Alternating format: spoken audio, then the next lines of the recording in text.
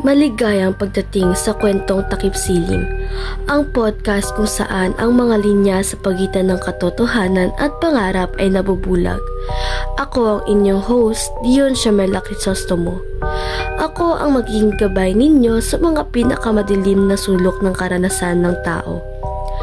Mula sa supernatural hanggang sa mga psikolohikal na masama, tayo ay maglalakbay sa mga pinakanakakatakot na kwento, alamat at mga legenda na magpapatanong sa inyo kung ano ang totoo at ano ang produkto lamang ng inyong imahinasyon.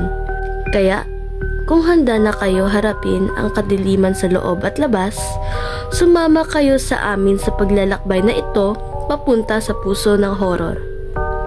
Siguraduhin lamang na iwan ninyo ang mga ilaw na bukas.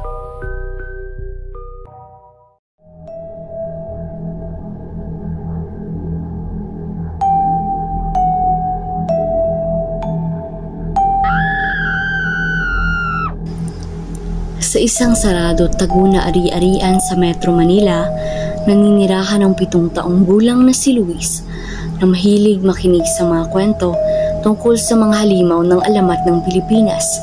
Lalo na nagustuhan ni Luis ang mga kwento ni Isabela, ang kanyang live-in caregiver na nagkukwento sa kanya tungkol sa mga halimaw sa kanyang probinsya. Bilang bahagi ng kanyang gawain sa oras ng pagtulog, madalas na bumababa si Luis mula sa kanyang nakalatag na laroang higaan papunta sa manifis na fold-out na floor mattress ni Isabela at muling ikwento sa kanya ang mga kwento ng aswang, isang pangit na mangkukulam na naninilang sa mga hindi mapagkakatiwalaang biktima nito sa pamamagitan ng pagbabago ng pisikal na hitsura nito. Isang araw, pagkatapos ng klase, napansin ni Luis ang isang tila pagod na si Isabela na naglilinis ng silid-aklatan ni Ann, ang ina ni Luis, at nagpasyang tignan siya. Dahil sa kanyang pagsasaalang-alang, hinayaan ni Isabela si Luis na manatili sa kanyang piling at pahintulutan itong makipaglaro sa walis. Magwalis ng walis para maramdaman niyang tumulong siya. Ngunit sa gitna ng malupit na pagkayod ni Isabela sa sahig at pagbawalis ni Luis, pilit na bumukas ang pinto ng library. Si Ann iyon at galit na galit siya. Tiningnan ng masama ni Ann si Isabela at sumigaw si Ann. Ano ba ang hawak ng anak ko? Ang maruruming trabaho ay hindi dapat gawin ng pamilya ko. Nasabi ko na ito sa iyo noon pa. Humihingi ng paumanhin si Isabela sa maling akusasyon dahil alam niyang hindi makatutulong ang rebuttal sa kanyang kaso. Inihatid ni Isabela si Luis sa kanyang silid at ipinagpatuloy ang paglilinis ng mag-isa. Dahil sa kanyang walang katapusang mga araw ng trabaho, nagpasya si Isabela na sapat na siya kay Ann. Kinagabihan, pumasok si Isabela sa kwarto ni Luis na may pinaghandaang plano. Sinabi niya sa kanya, Luis, magiging aswang na ako. Marahil ay naging kapanipaniwala ang hitsura ni Isabela. Sa nakalipas na ilang araw, si Isabela ay nagpakita ng lumalalang sintomas ng karamdaman. Ang kamakailang pag-alis ng ibang kasambahay ay nagdulot ng karagdagang pasanin sa pagluluto at paglilinis kay Isabela na di umano ay nagtatrabaho lamang sa pag-aalaga kay Luis. Si Ann ay walang pakialam na iginiit na dapat gawin ni Isabela ang lahat ng gawaing bahay bukod pa sa kanyang kasalukuyang mga responsibilidad.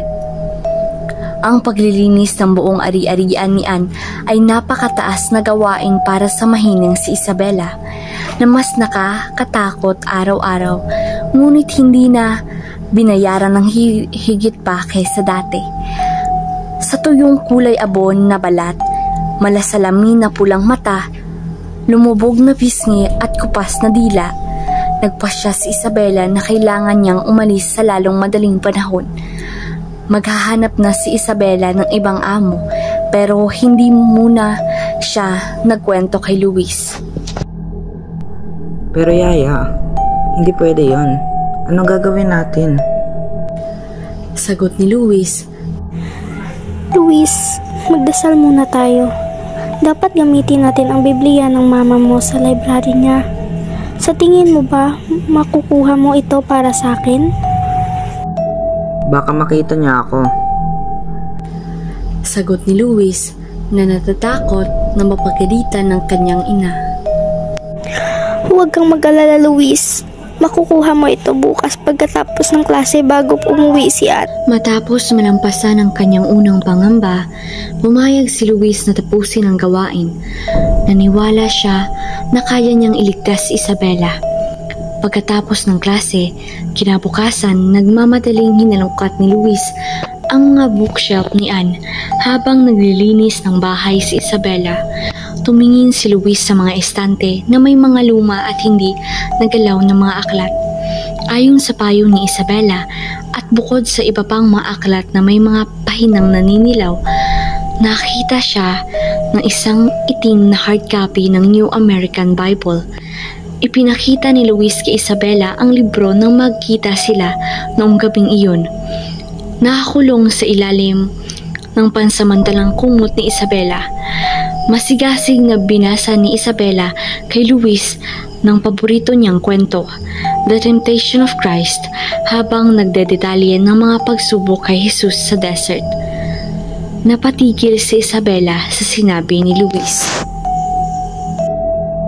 Hindi man lang nakakatakot ang demonyo gaya ng ibang halimaw na sinasabi mo sa akin, Yaya.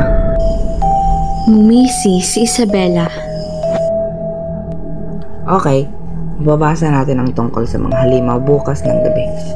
Mayroon ding mga kwento ng aswang sa library ni Mama. Baka ito ay tungkol sa pagpapagaling sa sakit na aswang. Sa tingin mo ba makukuha mo ito bago dumating si Mama bukas? Naningkit ang mga mata ni Luis. Napansin niyang lumalalim ang mga kulubot ni Isabela sa araw-araw at gusto niyang gamutin ang sakit nito. Sinabi ni Isabela kay Luis kung saan hahanapin ang libro at tumango siya sa tuwa. Bukas na lang.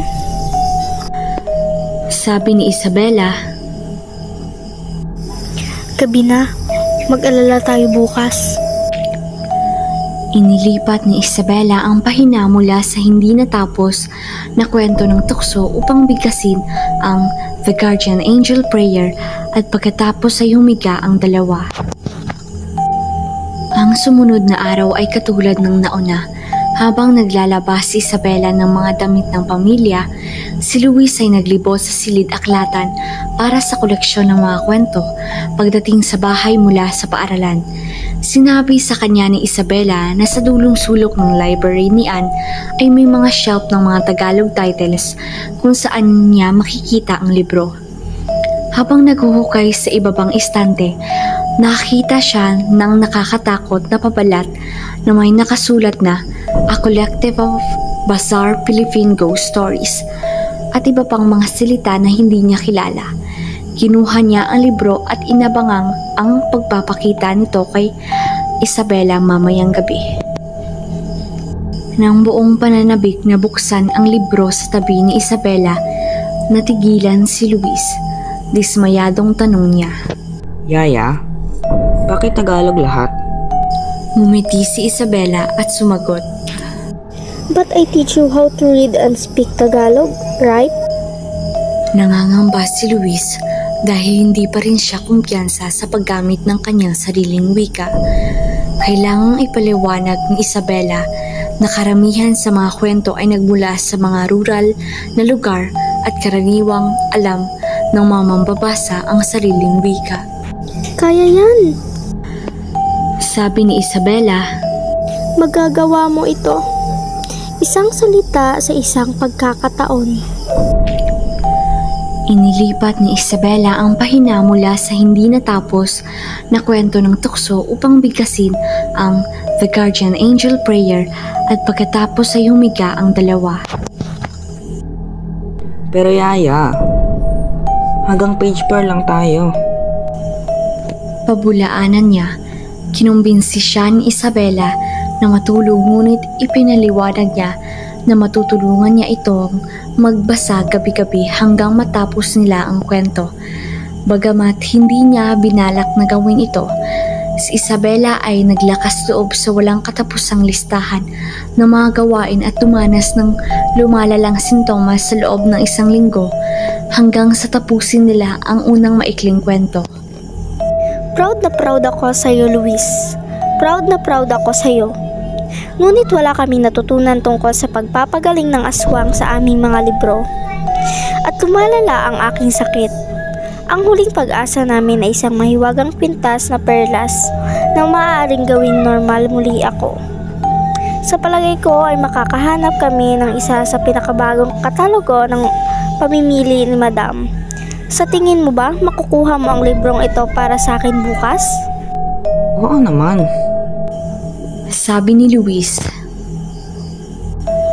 Laging sinusuri ni Anne si Luis ng mga laruan at video game mula sa The Catalogs, tapos bigla siyang niyakap ni Isabela. Tiniyak siya ni Luis. Luis, always be good ha. Good night. Nalilito kung bakit naluluha si Isabela. Huwag kang mag-alala. Sisiguraduhin kong hindi ka magiging aswang, Yaya. At pagkatapos ay ipinikit niya ang kanyang mga mata. Sa sumunod na araw, hinanap agad ni Luis ang Anne's catalog. Dumating ang mga katalogo ng pamimili kada 2 linggo. At sa kabutihang balad, may bago na pumasok sa araw na iyon. Hindi tulad ng iba pang mga libro na sinira ni Luis sa mga estante, ang The Catalog ay maginhawang inilagay sa mesa ng aklat ni Anne, kung saan agad itong nakita ni Luis. Sa kanyang walang pakialam na pananabik, inalis ni Luis ang The Catalog mula sa plastic wrap nito at dinala ang libro sa kanyang silid.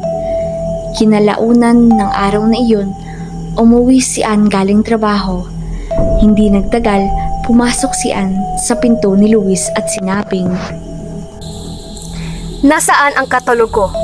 Nakita ko ang plastic wrap nito sa kwarto ko, pero wala doon. I need to buy Yaya's necklace, Mama. I don't want her to turn into a... Bumagsak ang bibig ni Anne. Inagaw niya ang The Catalog kay Luis at sinimulan siyang pagalitan. Pagkarinig niya nito ay sumugod si Isabela sa kwarto ni Luis para pigilan si Anne. Ito ang pagkakataon ni Isabela para maisakatuparan ang kanyang plano. Ang bumagsak at umalis sa ari-arian ni Anne. Tama na! Tawag ni Isabela sa kalumhod sa harap ni Anne. Ako na lang po. Ako na lang ang parusahan nyo. Hinawakan ni Anne si Isabela sa balikat niya at sumigaw ng, Hindi ako makapaniwala sa iyo. Kinukurap mo ang anak ko. Habang hinihila niya si Isabela palabas ng kwarto ni Luis, saktong paglabas niya ng pinto, saglit na ibinaling ni Anne ang atensyon kay Luis na ngayon ay umiiyak. Huwag kang lalabas ng kwarto mo. Sabi ni Anne, sabay sarado ng pinto. Dinala si Isabela sa kusina, kung saan naglabas si Anne ng isang sako ng bigas. Sinipa ni Anne ang sako sa lupa kaya nabuo ang isang kama ng mga butil sa marmol na sahig.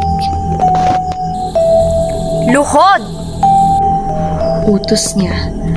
Nag-aatubili si Isabela habang lumilipas sa mga sandali at bumao ng mga butil sa manipis na suson ng laman sa buto-buto na tuhod ni Isabela. Ang sakit ay hindi na natitiis. Umabot ang mga kamay ni Isabela sa sahig para maibsan ang sakit. Hindi! Ilagay mo ang iyong mga kamay sa iyong tagiliran. Saway ni Anne. Ito ang makukuha mo sa pagtuturo sa anak ko na maging katulad ng iyong mga tao. Samantala, kinakabahang naghihintay si Luis sa kanyang silid. Nag-aalala siya para kay Isabela at nang marinig niya ang pag-ungol ni Anne, dinaig siya ng bugso ng damdamin. bakit ito ginagawa ni Mama? Ano bang ginagawa ni Yaya na masama? Magiging okay na ba si Yaya? Sa kanyang pagkalito at pagkabalisa, ang tanging nagawa niya ay ang magpakawalan ng isang nakakatakot na sigaw at ang bahay ay tumahimik. Bumalik si Anne sa kwarto niya at habang may pagkakataon, sumilip si Isabela sa kwarto ni Luis. Natanggal si Isabela. I'm sorry, Luis. I must go now. Isang huling yakap ang inigay ni Isabela kay Luis. Hinalikan siya sa noo at sinabing, Huwag mo kong kalilimutan, ha? Kung gagawin mo iyon, ang iyong matandang yaya ay maaaring maging isang aswang. Nanginginig pa rin sa mga pangyayari sa nakalipas na oras. Tumango na lamang si Luis. Ibinahagi nila ang kanilang huling paalam at nangako si Luis na ipagpapatuloy ang pagbabasa ng 2 librong nakuha niya para sa kanya. Habang tinitingnan ni Luis si Isabela sa huling pagkakataon, napansin niya ang dugo sa kanyang namamagang tuhod, ngunit hindi niya napigilang magtanong tungkol sa kanyang mga sugat. Napaisip si Luis. Sino ang tunay na aswang? At ano ang meron sa kwarto niya? Tumawag si Anne ng agency para kumuha ng bagong yaya para sa Luis niya. Gustong kilalanin ang katulong ng aking pamilya na si Alex Tison bilang inspirasyon para sa kwentong ito. Nagpapasalamat ako kay Tison sa pagbabahagi ng kanyang kwento at pagtulong sa akin na matanto na ang mga yaya sa buong mundo ay sulit na isulat at marami pang iba. Nakaraang susunod, mapalad, madilim.